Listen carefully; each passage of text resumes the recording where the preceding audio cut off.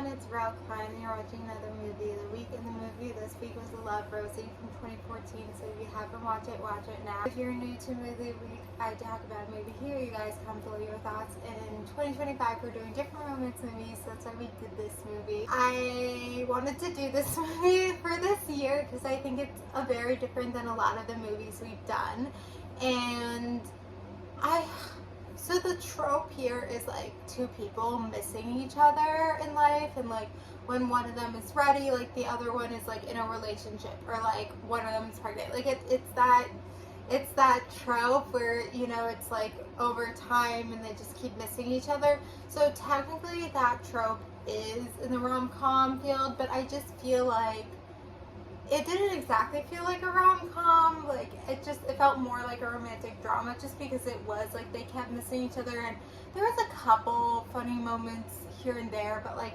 not really.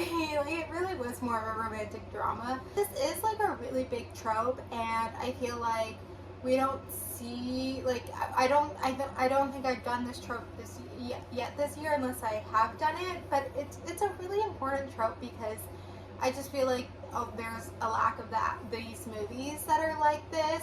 You know, you get those like dramas where like One Day or Normal People, which technically, well, One Day is a movie, but there's also the TV version, and so that's people like over time. And I think there's something so interesting of seeing these people over time and how they evolve over time, and like the story's not really taking place at like one time, it's just taking place over, I don't know, I think it was like 15 years or something, and how these two people like were meant to be, but they keep missing each other in a way where, you know, there's that idea of the invisible string theory, which I kind of want to have a movie of that, where it's like people actually missing each other, like they don't know each other, but in life they keep like missing each other until they finally like, great, my lights are flickering.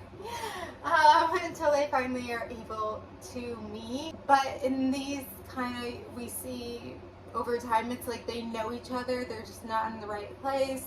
So it kind of goes back and forth, and I think this is like an easy watchable movie. I feel like analyzing it made it less easy and watchable, just because like I've seen this movie obviously before, I think only once or twice before, just like how I remember things are so different, and it just kind of flew by a little bit in a different way, where I felt like there was more of them when they got together, or like more of them in the togetherness, but a lot of it was just very random. And then I forgot that like his girlfriend got knocked up with like someone else's kid. Like there were just things I forgot about, because I was like, he had a kid, like I don't remember that, but I remember he marries Sydney Waterhouse, whatever her name is. So there's that. But I think this is like a really important trope, and we're doing a lot of different tropes this year with romance, so I wanted to do this